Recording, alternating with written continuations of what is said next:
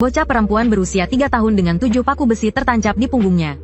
Dokter militer mengatakan dia tidak akan bertahan hingga dewasa. Namun tubuhnya begitu kuat hingga membuat semua ahli terkejut. Meskipun ditendang hingga terbang, dan menumbangkan pohon besar, bocah itu hanya sibuk membersihkan salju di tubuhnya. Bagaimana mungkin dia masih hidup setelah menerima tendangan jenderal?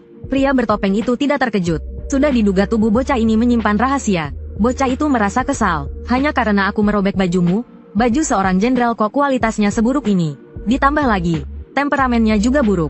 Namun pria bertopeng itu lebih kesal lagi.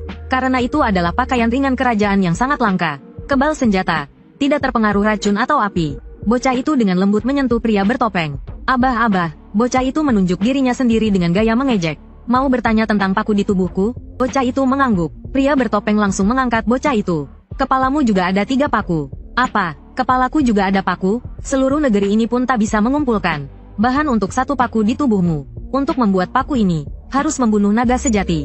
Pria bertopeng menatap bocah itu. Yang pantas disegel dengan paku naga ini hanya darah keturunan dewa sejati, atau makhluk jahat tertinggi. Bocah kecil ini sebenarnya berasal dari mana?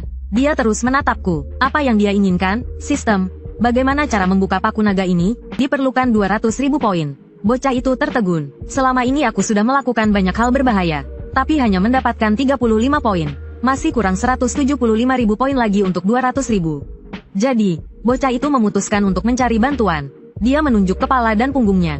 Kamu ingin aku membantumu membuka paku naga? Bocah itu mengangguk dengan antusias. Abah, tidak bisa dicabut. Setiap mencabut 1 paku akan menghabiskan 10 tahun umur. Abah, bocah itu merasa putus asa. Tak ada yang akan membantunya mencabut paku itu.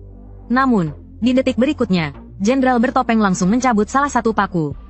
Itu sudah dicabut, umurmu berkurang 10 tahun. Bocah itu sangat terharu hingga menangis terseduh-seduh. Dia mendekat, hendak memberi ciuman sebagai rasa terima kasih.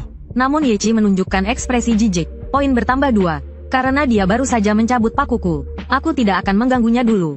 Bocah itu tiba-tiba berdiri dan memegang lengan baju pria bertopeng. Kamu mau apa? Nanti kalau aku sudah punya uang, aku pasti belikan kamu baju yang berkualitas bagus. Pria bertopeng benar-benar tak tahu harus berkata apa. Dia pun bertanya, nama?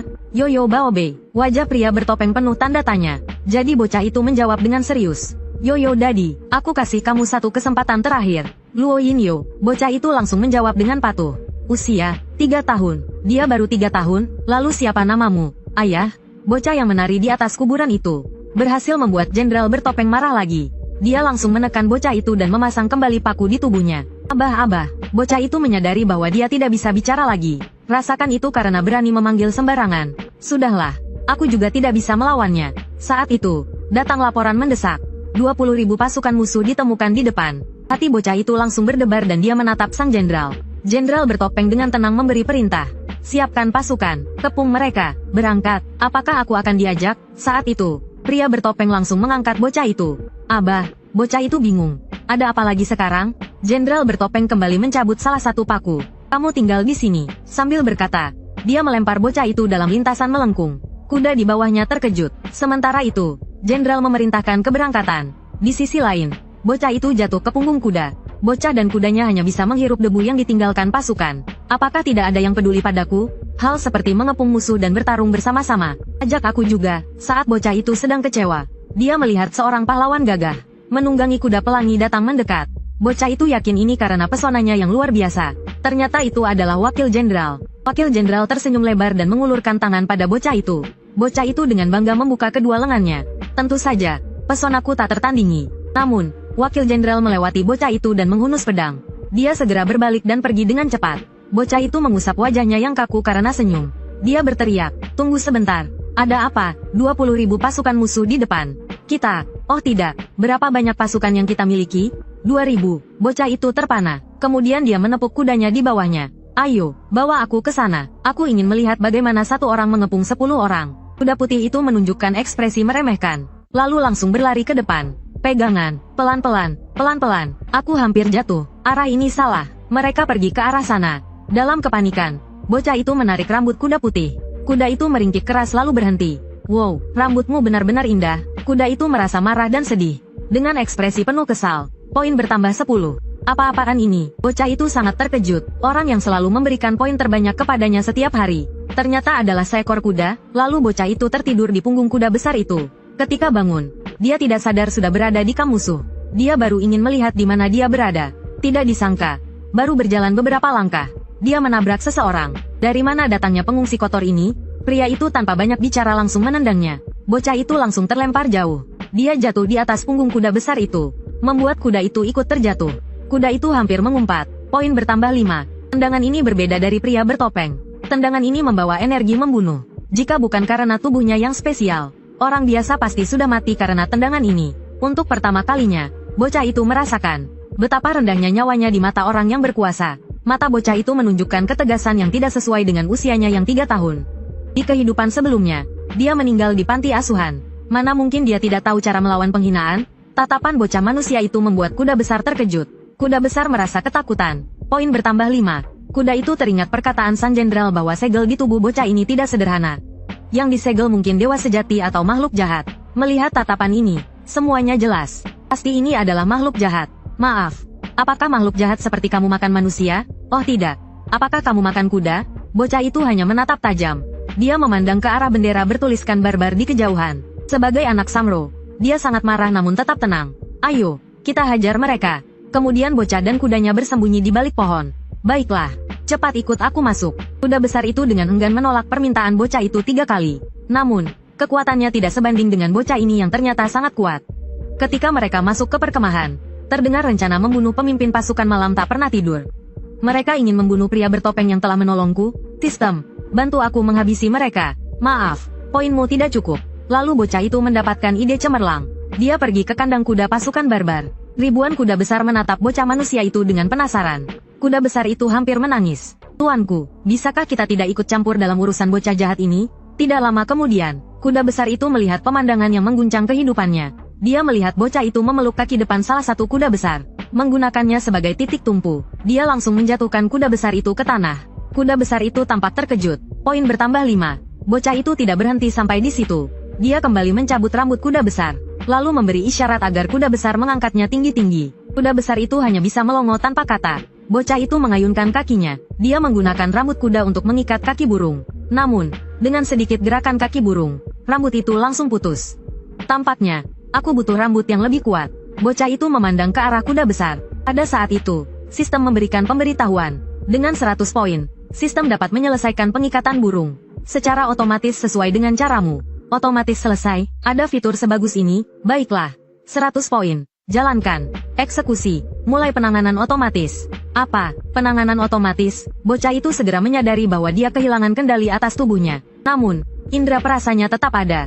Dia melihat tubuhnya tiba-tiba mengulurkan tangan, dan mencabut sejumput rambut kuda besar. Kuda besar itu kesakitan dan hampir mengumpat. Poin bertambah 5. Kuda besar, itu bukan salahku. Bukan aku yang melakukannya. Namun rambut kuda besar itu sangat kuat dan sangat berguna. Lalu sistem mulai mengontrol tubuh bocah itu, dan mengulangi proses yang sama. Menggunakan rambut kuda besar, untuk mengikat kaki kuda besar lainnya.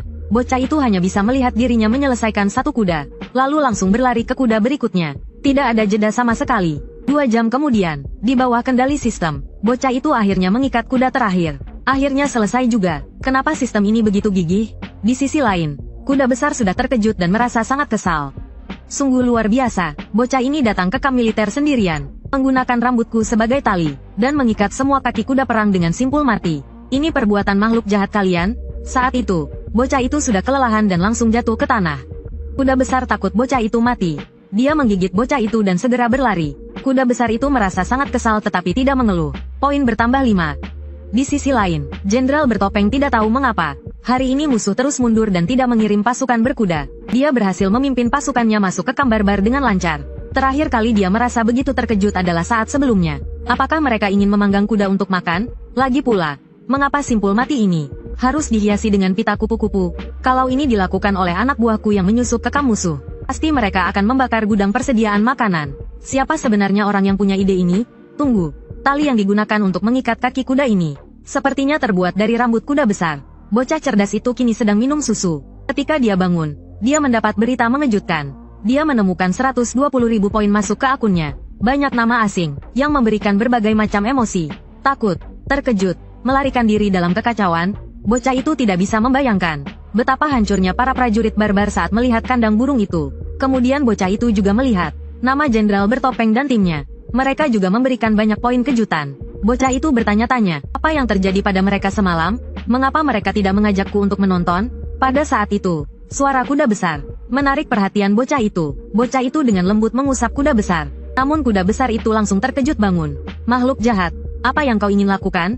Kuda besar itu begitu ketakutan hingga mundur ke belakang. Secara tidak sengaja dia menendang tungku api. Api semakin membesar. Bocah dan kuda besar buru-buru melarikan diri. Kuda besar merasa sangat terkejut. Poin bertambah 10. Matikan api. Cepat. Setelah keluar dari bahaya, bocah itu baru menyadari. Tempat itu sangat indah. Mungkin ini markas utama Jenderal Bertopeng? Saat itu, dua prajurit mendekati bocah itu. Ikut kami. Bocah itu melihat Jenderal Bertopeng duduk di atas. Dia sedang berdiskusi tentang kebakaran dengan para komandan. Gubuk kayu kita sudah sedikit. Dan sekarang semuanya habis terbakar.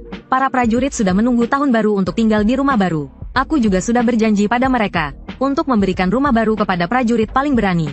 Komandan, Anda tidak bisa membesarkan anak di kamp militer. Benar sekali, anak kecil ini seharusnya tinggal di ibu kota. Bisa tidak kalian diam? Apakah kalian tidak melihat bahwa Jenderal Ye sedang kesal? Tidak terlihat. Dia memakai topeng. Pada saat itu, bocah itu melihat panel sistemnya. Yu Zihu merasa rugi 8 juta poin. Poin bertambah 9. Li Xinyuan merasa patah hati. Poin bertambah 8. Zhou Hong menghasut dan menonton. Poin bertambah 5. Bocah itu melirik ke arah Zhou Hong yang sedang menghasut. Zhou Hong sadar bahwa bocah itu menatapnya. Bocah ini menarik juga. Jenderal, setiap kali pasukan kita melewati tempat ini, mereka akan merasa sakit hati. Mata bocah itu langsung bersinar. Apakah itu berarti poin emosi yang tidak ada habisnya? Pada saat itu, Jenderal Bertopeng yang sangat lelah menatap bocah itu. Luo Yinyo, kamu yang membakar api itu? Ya, aku yang membakar. Dan aku akan membakar lagi besok. Seluruh ruangan terdiam selama 6,18 detik. Bocah pemberani mengakui kesalahan secara online. Sistem mulai terus menambahkan poin. Kuda besar mulai meragukan kehidupannya. Jenderal Bertopeng hanya melambaikan tangannya, menyuruh seseorang membawa bocah itu pergi. Kemudian bocah itu mulai menikmati sauna uap. Pelayan yang melihat 7 paku besi di punggung bocah itu, merasa sangat iba. Anak kecil ini menderita di luar sana. Mengapa kamu memanggilku anak kecil? Semua orang di kamp militer tahu. Kamu adalah putri Jenderal Ye. Putri kecil mungkin akan menjadi pemimpin berikutnya dari pasukan malam. Jenderal Bertopeng benar-benar mengakuiku sebagai putrinya. Putri kecil, siapa namamu? Namaku Luo Yinyo. Jenderal Ye benar-benar hebat. Hah, nama belakang Luo? Kamu mengikuti nama ibumu? Tidak. Jenderal Ye, kalian telah dikhianati. Wendong sangat terkejut. Poin bertambah 88. Cui Sue tidak percaya. Poin bertambah 88. Mereka buru-buru mengalihkan pembicaraan. Kemudian mereka mendandani. Putri kecil, aku terlihat sangat cantik. Bocah itu dengan pakaian barunya menemui kuda besar. Kamu juga ingin memakai pakaian baru? Bocah itu menendang kuda besar dengan ringan. Aku membantumu mengambil kesalahan. Kau tidak berterima kasih padaku. Kuda besar itu segera patuh dan mengikuti keluar. Bocah itu bahkan dengan baik hati memberi kuda itu mantel. Dia memimpin kuda yang tampak seperti hujan, kabut, dan kambing. Hah, itu Jenderal Yan? Yan Futong terpesona oleh bocah dengan pakaian baru itu. Yan Futong segera mengalihkan pembicaraan. Tanpa sadar, dia mengusap kepala bocah itu dan membuat rambutnya berantakan. Yan Futong segera mengalihkan pembicaraan. Putri kecil, apakah Anda sedang mencari Jenderal Ye? Dia ada di ruang baca. Kuda besar melihat rambut bocah itu berantakan dan hanya bisa tersenyum pahit.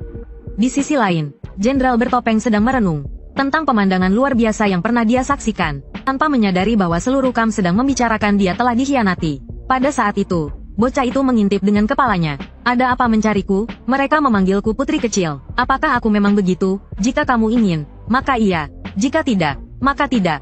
Oh, jadi aku boleh jalan-jalan? Kalau hanya untuk bicara omong kosong, segera keluar. Baik, ayo pergi. Kuda besar, kita keliling. Kuda besar, keliling seperti keliling marah. Bocah kecil yang berkeliling kota, mengumpulkan banyak makanan dan minuman dari penduduk. Namun, bocah itu menyadari semua orang sedang membuat senjata. Meskipun baru saja mengalahkan musuh, tidak mungkin Jenderal Bertopeng ingin memberontak, kan? Di sisi lain, Jenderal Bertopeng sedang berdiri di reruntuhan kebakaran kemarin. Bulu kuda besar biasanya bisa menahan api, tapi kali ini bahkan bulu kuda besar ikut terbakar. Lalu dia melihat secuil api kecil di sudut. Baiklah, sudah jelas, ini adalah api abadi. Api ini kemarin aku sendiri yang memberikannya kepada bocah itu untuk menghangatkan tubuhnya. Ternyata, penyebab masalahnya adalah aku sendiri. Pada saat itu, bocah itu muncul. Dia hanya ingin segera mencabut paku dan pergi. Tidak ingin terlibat dalam urusan pemberontakan. Bocah itu berlari ke arah Jenderal Bertopeng. Dia memegang erat celana sang jenderal. Berdasarkan pengalamannya di panti asuhan, bertingkah manja seperti ini biasanya membuat orang dewasa menggendongnya, dan biasanya akan mengabulkan permintaannya. Namun, dari sudut pandang Jenderal Bertopeng, Dia hanya melihat seekor ayam hijau yang berantakan, yang menempel di kakinya. Jenderal bertopeng mengangkat bocah itu dan membawa ke cermin tembaga. Di samping, kuda besar tertawa sampai berguling di lantai. Tertawa apa? Apa yang salah dengan rambutku yang berantakan? Kamu bahkan tidak punya rambut. Kuda besar merasa diserang. Bocah itu kembali melihat ke jenderal bertopeng dengan serius. Setelah mengatur wajahnya, dia berteriak, "Ayah, aku bukan ayahmu. Kalau begitu, aku jadi ayahmu." Bocah itu bersumpah itu hanya refleks alami. Jenderal bertopeng merasa frustrasi. Dia bangkit dan mengambil sesuatu dari saku bocah itu. Itu adalah paku naga yang sebelumnya dicabut dari tubuhnya. Tidak buruk, kau bahkan tahu untuk menyimpan ini? Bocah itu buru-buru menutupi punggungnya dengan erat. Jenderal bertopeng memutar paku itu di tangannya dan mendengus. Kamu begitu curiga padaku, siapa tahu kamu tidak akan memasangnya kembali? Melepaskan satu paku naga memakan waktu 10 tahun umurku. Ku harus sangat bosan untuk memasangnya kembali. Bocah itu terkejut. Jadi benar, mencabut paku itu memakan 10 tahun umur? Saat kamu tua, aku akan merawatmu dengan baik. Aku akan mengurusmu di hari tuamu. Yang dikorbankan bukan umurku, itu umurmu. Bocah itu kebingungan. Jenderal bertopeng mengangkat bocah itu. Bocah itu belum sempat bereaksi. Dia melihat jenderal bertopeng menarik tirai tempat tidur. Bocah yang tergantung di tangannya mulai meronta-ronta. Jenderal bertopeng membuka bajunya, menampakkan punggung dengan paku naga tertancap. Dasar mesum, apa yang kau lakukan? Jenderal bertopeng merasa terganggu. Apa kau sakit? Dasar bocah, kau baru berapa tahun? Aku hanya memeriksa segelmu. Bocah itu terdiam. Dia langsung berubah ekspresi. Baiklah, ayah, cepat bantu aku mencabut paku ini. Aku ingin melepaskan segel dan mencapai puncak hidupku. Bocah itu langsung berbaring dengan santai. Jenderal bertopeng hanya bisa menghela napas. Segel ini disebut 10 segel naga. Segel terkuat di dunia ini. Aku tidak bisa mencabutnya. Kau berbohong lagi. Kau bilang butuh 10 tahun umur. Sebelumnya, kau mencabutnya seperti mainan. Yang itu sudah longgar sejak awal. Itu tidak dihitung aku mencabutnya. Yang lainnya sudah kuperiksa. Aku tidak bisa mencabutnya. Kalau segel ini tidak bisa dilepas, apa yang akan terjadi? Kau akan mati. Kau hanya bisa hidup 3 tahun lagi. Mendengar itu, bocah itu langsung merasa sedih. Anehnya, rambutnya yang berantakan langsung terkulai. Jenderal bertopeng terkejut. Bocah ini, tubuhnya benar-benar istimewa. Dalam keadaan normal, paku naga tidak mungkin longgar. Kecuali ada sesuatu yang khusus terjadi. Misalnya, seseorang telah meningkatkan kekuatan tubuhmu. Aku tahu, rambut bocah itu langsung mengembang lagi. Jadi, jika aku terus meningkatkan kekuatan tubuhku, paku lainnya bisa longgar satu persatu. Lalu aku bisa mencabutnya dan melepaskan segelnya. Secara teori, itu mungkin. Tapi, 3 paku naga di kepalamu telah menyegel darah dan bakatmu. Berlatih akan jauh lebih sulit bagimu daripada orang lain. Jika aku bahkan tidak takut disalahkan, apa yang perlu kutakutkan? 10 segel naga, hanya menyegel dewa atau iblis sejati. Ini adalah segel terkuat di dunia. Ingin melepaskannya, sangat sulit. Sambil berbicara, Jenderal bertopeng menuangkan susu. Om, kenapa teko ini tidak pernah habis isinya? Apa kau memanggilku? Kau bilang aku tidak boleh memanggilmu ayah. Jenderal bertopeng merasa frustrasi. Kalau begitu, Paman Yechi, Jenderal bertopeng merasa dia tidak bisa menang melawan bocah ini. Ini adalah ruang miniatur, bisa menyimpan cairan secara permanen. Kapasitasnya cukup untuk meminum selama 10 tahun. Hanya saja aku tidak tahu apakah kau bisa hidup sampai saat itu. Minumlah susu dan tidurlah lebih awal. Tunggu, kau belum mengembalikan paku nagaku. Paku ini dibuat dengan membunuh seekor naga sejati. Selain itu, naga sejati terakhir di dunia ini sudah mati. Harta ini harus kusimpan sendiri. Jenderal bertopeng dengan enggan menyerahkan paku itu kepada bocah itu. Bocah itu sangat senang hingga rambutnya mengembang lagi. Bocah ini, begitu sulitkah untuk mendapatkan satu paku darinya? Bocah itu sekarang tidak terburu-buru mencabut paku lagi. 3 tahun cukup untukku. Lagi pula, aku masih punya pendukung poin tertinggi. Saat itu, dia melihat seseorang menggali tanah 10 meter di depannya. Bocah itu penasaran, apakah mereka sedang membangun pondasi? Aku selalu sopan. Haruskah aku menawarkan bantuan? Pada saat itu, bocah itu mendengar seseorang memanggilnya. Dia awalnya mengira itu Jenderal Yu. Dan ternyata benar. Haha. Putri kecil, kenapa bajumu begitu hijau? Kau terlihat seperti lobak hijau besar. Di samping, kuda besar tertawa seperti seekor kuda. Keduanya, oh tidak, 1 orang dan 1 kuda, tertawa semakin keras. Bocah itu marah hingga mengepalkan tinju kecilnya. Kalian yang seperti lobak hijau. Seluruh lingkungan kalian seperti lobak hijau besar. Padahal aku ini lobak hijau kecil. Sambil berkata, bocah itu mundur selangkah. Kuda besar dan Jenderal Yu terkejut. Kenapa bocah ini tiba-tiba begitu sopan? Kemudian, bocah itu melompat seperti anak panah. Tinju kecilnya langsung menuju perut sang jenderal. Ketika Jenderal Yu menyadari, dia sudah jatuh ke lumpur. Bocah itu, karena momentum tubuhnya, juga jatuh di atasnya. Dan di bawahnya ada kuda besar yang menjadi bantalan. Aku adalah prajurit terkuat di kamp ini. Dan aku dijatuhkan oleh bocah 3 tahun. Saat itu, Jenderal Yu belum tahu betapa istimewanya tubuh bocah itu. Namun, bocah itu masih belum puas. Dia bangkit dan menendang sang jenderal 2 kali. Itu untuk mengejekku. Aku seharusnya dibawa mobil, bukan di lumpur. Jenderal Ye, aku hanya bercanda dengan putri kecil ini. Dan dia membuatku seperti ini. Dia menunjuk bocah itu sambil mengeluhkan berbagai kesalahan. Bocah itu diam-diam duduk di samping. Dia sedang memeras lumpur dari roknya. Jenderal bertopeng begitu kesal hingga berjabat tangan dengan dirinya sendiri. Kemudian, dia tiba-tiba berpindah ke depan bocah itu.